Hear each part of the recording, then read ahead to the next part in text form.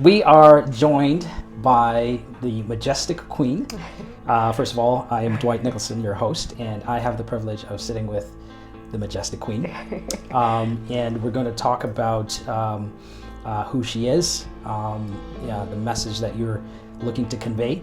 I met the Majestic Queen 2 years ago via Facebook, and I noticed the type of messaging that you were posting, which is very positive, very uplifting.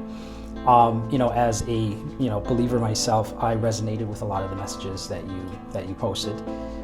So long story short, we connected, and a year and a half later, we decided to have a sit-down conversation. So, so the world can know a little bit more about Majestic Queen and her message and what she would like to convey to the world. But let me open the floor and learn a little bit about you. Maybe we can start with what message you're hoping to convey today, and then we'll get into a little bit about who you are, your background, and then kind of go from there. Okay. Well, the message one would like to convey is that there's nothing impossible. There's nothing in the world that is impossible once you put your mind to it. It all starts with the mind. Also to show the world that when man says it's impossible, God says, watch what I can do. I am a strong, I speak of oneness because I believe in Christ this way. Yeah. In Yeshua, he's one way. And so I hold on to his promises. I hold on to him. He's my foundation. Without him, one would not be here today to show the world what a miraculous God we have. When you've fallen 1,000 times, when you come to a point that you have met with him 3 times over and he says, I restore. Yeah. This is what one is here for, to show the world that he has restored, made new and whole again. There's nothing impossible with him. Yeah. You said some really impactful stuff already, right? I mean, you're talking about meeting with him 3 times. So I think it's a good segue into, who is Majestic Queen, right? Majestic Queen. Majestic Queen has risen from the crisis of life, from the fire of life. About 3 years ago, the name was given to me. It was chosen by a very good friend. I developed the platform that I'm building on right now. And send out 3 names to this person, and they came up with Majestic Queen. The purpose of Majestic Queen coming about is this person is aware of the crisis that I have grown from, that one has risen from. The many crises. There are so many coming from foster homes, growing up in a very destructive environment, being broken, being told that we're never going to be here today. Yes. Wow. Yes. So tell us a little bit more, because I mean, this is it's pretty deep, right? I mean, already hearing your background, your history, how you've developed to this point, sounds like a lot has happened. Yes. Right. Yes. Take us through a journey on how did you come about? You're sitting here today. Tell us a little bit more about your story and how you got to this point. It's a mindset. Without the mind, never giving up, always seeking to know the purpose of why is this happening. The struggles of life has refined, and when you're going through those struggles, it seems that it's the end of the world. It seems that how I'm going to climb this mountain. And so one did not grow up with parents, first of all. Yes. Okay. I had no parents. I do not know of a father. I've heard of a father, was never present with him. My mother gave me away when I was 6 years old, but before that, I spent 5 years with my grandmother. My grandmother was very good to me, very loving, very caring. She took good care of me. However, she was not really around. So from the time one knows oneself, one has always been alone. So one developed the mind in oneself as, okay, I used to be spending all this lonely time, all this time with oneself, and So you go out into the galaxies, Yeah. and I used to dream of another world. I used to, in my mind, create this other world. Right. So the creation in the mind Yeah. became what one desired to come to reach. As a child, when one was being left alone. I remember. So, go ahead. You go ahead. Yeah. You remember? I remember there was this one time I was up in a cherry tree. I climbed the cherry tree. Yeah, I climbed the cherry tree, and I was all alone, and I was looking down from the cherry tree, and I thought, wow, if only life could be this beautiful up here and stay this way. Yeah. So I created this dream in my head that I was living up in the clouds, and I was looking down, and everything in the bottom was so chaotic, and and I wanted to stay there. Yeah. Unfortunately, I couldn't stay there. Yeah. So the mind started to create the life, Yeah. and so I have grown to master how to co-create in life. So that is a huge point, right? And I think for a lot of people, given how you've grown up, like you mentioned, not knowing your parents, not knowing your father, right? For a lot of people, going through something like that affects their mindset, but it generally affects them in the negative, where there might be a sense of, I wouldn't say abandonment, but more of identity. Whose am I? Yes. Right? How did you navigate such a positive mindset through all of these different changes in life to the point where you think more on the positive side, where most people, this is devastating for them. They generally get into the, a state of depression or a state of, like you mentioned, chaos. How did you manage that? I did go through a period of trying to find, who am I? Why am I here? Yeah. For what purpose? There has to be something. There was always something resonating. Although one did not grow up with Christ, did not know my Savior, there was always a present. Right. Always felt this present with me. Yeah. And one was aware that there is something greater, mightier than oneself. So it did go through the period of time where it was difficult.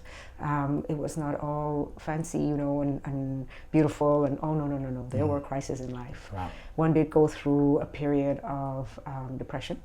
One did go through a period of seeking, whom am I?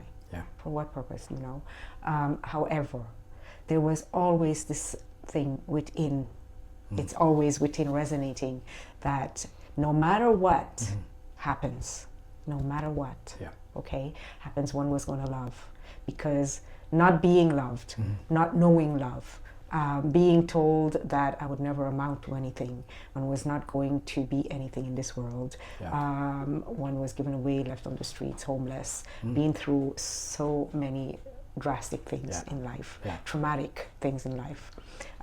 I made a decision at one point, and I sat down and thought to myself, I was 17 years old, that no matter what happens in this world, I would not allow anyone to take my spirit from me, Right. to affect my heart, because I knew the pain. One knows the pain of a child going through these things, of a child not having parents, of a child being told you are nothing, you will never amount to anything, being told you are stupid, you are ugly. I had no friends. I was not allowed to be outside. I was not allowed to play as a child play. Wow. I was working since I was 6 years old. If I did not work, I didn't eat. Right. If I didn't work, I couldn't have a place to sleep. So one started working since one was 6 years old. So you pretty much had to fend for yourself. Yes. Wow. Yes. From age 16. Yeah, from 6 years Six? old. Yes, 6 years old. Wow. 6 years old. I was fending for oneself. Wow. Yes. So you mentioned something, and I think it's important for people to understand how you got here, right? You mentioned something on the inside. Yes. Right? Tell us a little bit more about that, because again, from the world's perspective, hearing your story, it doesn't generally align with where you're at. What was it that helped you, that inside, what was it that helped you pull through and adapt this mindset that you have? As a child, when you have been It's like someone taking your heart out of you, actually literally opening you up and taking your heart out and saying, well, you're just a physical being now, exists. It felt like that as a child. However, when you are coming out of such a situation and have gone through such traumatic situations in life, it becomes sort of like water off of you. You know, you're like, Right. okay, I can do this too, and I know I will make this happen. Right. Everything else, it becomes so simple, so easy. However, the resonation within one is the heart. It's the heart. There was always a desire to love within here, because one knows not of love. And the decision that one made when I was a child, I was like, I do not ever want to see another child go through such a horrific situation, not knowing what it's like to be hugged, be told that you will make it. You are, you know, it's a dignity. It's giving a child the dignity. You are capable. You are more than enough. Not knowing this, the choices within the heart. This is what I decided to do. This was to make this choice. And the resonation within one was always, there was always something to love. Right. You know, that desire to give love, that desire to be loved, to know what love is like, to know what it's like to be told, you're more than able, you're more than capable. So it is within the heart, I believe, that touched, you know, coming out. It's like sort of like the Cinderella story. As a child, I remember sleeping in the kitchen, having to wake up early in the morning. It was still dark, preparing breakfast for the family, for the household, cooking, cleaning before one attended school. If it was not done, one was going to be whipped. Then you go to school and be whipped there as well. It was not simple. It was an hour to walk to school. Wow. Yes. An hour to walk, and one had to be home to prepare lunch and then go back to school and then come home in the afternoon and get the chores done. So it's the foundation of who one is today. At the time that you're going through this, the understanding, the comprehension of it is difficult, of course, you know, because the mind is such a small mind trying to figure out life. What's going on? What's going on in life? Why is this? How come I'm going through this? I, however, never asked the question, why? Always ask the question, what purpose? For what purpose? For what purpose one is here? There has to be something more than this. So that is, I think, an important point, right? This is we're essentially, you know, doing this, you know, podcast. This is kind of the beginning. So phone rings, whatever, we just flow with it, right? So you mentioned matters of the heart, right? And allowing yourself to love, allowing yourself to want the life that you desire, right? For a lot of people, what would you say to someone that is perhaps listening to this and they've had a similar childhood, and they're struggling with, how do I navigate my mindset to one where I can push past everything that I've gone through to focusing on what's in your heart and pursuing that? Knowing that everything is a lesson. To know that everything has a purpose and a lesson. It too shall pass. It too shall pass. And many people, what they tend to do is to shut down the heart. And once you shut down the heart, that's where you become cold. And that's where life becomes even more difficult, because you've lost yourself. Once you keep your heart space open and you know that, you know what, yes, this is difficult. However, there are others that are going through worse. There are others that have it worse than what you're going through. We are on earth here to learn a lesson. And eventually the lessons refines you and makes you who you are. Yes, as a child or a young person, it puts one into depression. It will put one into a crisis cycle. It would put one into a state of committing suicide. You know, the thought has crossed one mind before. However, to know that life itself is just a lesson, and we are a spiritual being in a vessel that is going through this world in order to be refined for the final end, to meet the Father. Yeah. It is the greatest lesson to have, the gratitude.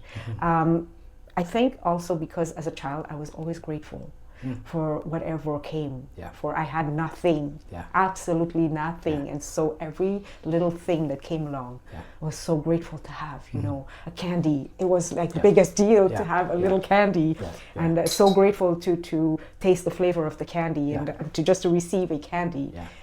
The gratitude in life. Yeah. You hit the nail on the head, right? When it comes to the mindset. And I think gratitude is underrated. Yes. I think it's underrated. For those listening, gratitude, I think, is one way for you to really understand how to navigate that mindset. I might even go as far as to say it might be a cure for depression. Absolutely. Absolutely. Right? Don't come for me. If you're grateful, it puts you in a mindset of, I don't deserve this, but I have it. Right? As a child, I had one dress and grew up adding to the dress to make it longer because the dress became tighter, the dress became smaller, the dress was broken. For many, many years, just one dress, okay? And so adding to this dress, one was just grateful to have the material just to lengthen the dress, to make it longer. So gratitude can actually overlap depression. The mere, one remembers, interesting. The mere fact to have breath in the morning, that we have another day to see daylight, to be above, to live, to co-create, to enjoy something, is gratitude. It's the greatest gratitude. And what I believe, when we give God that gratitude for the smallest, for the little mustard seed, he will turn that mustard seed into the biggest one ever. Gratitude overlaps everything else. Everything else. Think about it. This morning we woke up. We have breath. There are people who have not made it, children who have not made it, children who lost their breath last night, you know. So just the fact that we are alive is the greatest gratitude in life. And we are here communing with each other. How more grateful, how more grateful. I believe the world gets caught up in materialistic things and having bigger and better and more and thinking this is what makes life. And when you have reached a place that you are actually saying goodbye to the world, one has been there 3 times. And saying goodbye to those around you, your loved ones, and you know that this is the moment. You're thinking this is the moment. And God says, no, not yet, and restores. Everything else comes absolutely discombobbled because now you're grateful just to be here. And so gratitude for me is the greatest gift. It's the greatest, to have gratitude of life. I woke up this morning, I'm here. I can breathe, I can see. Just being grateful for everything. So you mentioned this, and you mentioned it a couple of times, and that is 3 times. Yes. 3. So walk us down the path of those 3 experiences that you had. The 3 experiences. One was 10 years old when the first happened. And one's innocent was taken from one in a very traumatic way, in a very destructive manner. And it took one, I stopped eating, did not want to see life anymore, could not understand what was happening, what was going on, was going through a lot of pain. One's body felt like it's trying to drag it through life. You know, it was brutal. It was very brutal. And just the fact that I stopped eating, I just completely stopped eating. And about 7 days later, I was about to struggle for breath, to breathe. Felt my heart was slowing down. And I sat and I looked up to heaven and I'm like, whomever is up there, whomever is up there, there has to be something more. Yeah. You know, and talking to God, not knowing I was talking to God. Right. Not knowing that I was communing with a Father. And there came a person out of nowhere. Out of nowhere, this person appeared. Right. And gave me water to drink, and went and got food. And so that was the first encounter, I believe, with God, because I was like, yeah, this is it, this is it. So you thought you're going home to me, like, well, at least you're going to, yeah, yes, going to pass away. Wow. The second is when I had my last son, and a year and a half, I passed out serving dinner at the table, not knowing what was going through, you know, fatigue and hurt, pain, all of these things, raising 3 children. Yeah. However, it was thinking it's just tiredness, and passed out at the table serving dinner. Wow. And was rushed to the hospital. And apparently I had 4 minutes to live. I was bleeding on the inside. Wow. And the blood was at the throat. And if it had hit the brain, that was it. Wow. So rushed into surgery, opened up. It took apparently about 12 hours. They had to figure out what was the problem because there was blood everywhere. Wow. And lost life on the table. As in? Lost life on the table, yes. They as declared flatlined. Flatlined, Wow. yes. And I was actually above my body. So like an out-of-body experience. Yes. So a lot of people talk about it. You experienced it. Like, Yes. this is real. Like, you were Yes. literally watching. Yes. I'm watching the nurse rushing to get the life machine, the doctor panicking, the father of the boys just panicking on the exterior of the room. I'm watching all of this happening. Yeah. And I watched myself, and I was just laying there, opened. The nurse is rushing with this life machine, and in the wink of an eye, I was in heaven. I was going through this tunnel. On my left side, there was a hole. It was dark, and it was hot. You could feel this heat, this excruciating heat, and painful. This squealing, this squealing noise could never leave. Could never leave. Yeah. It sounds like it's going to be harsh to say this, but it sounds like when you're on a pig farm and there's this squealing from the pig. That's what it sounded like. Wow.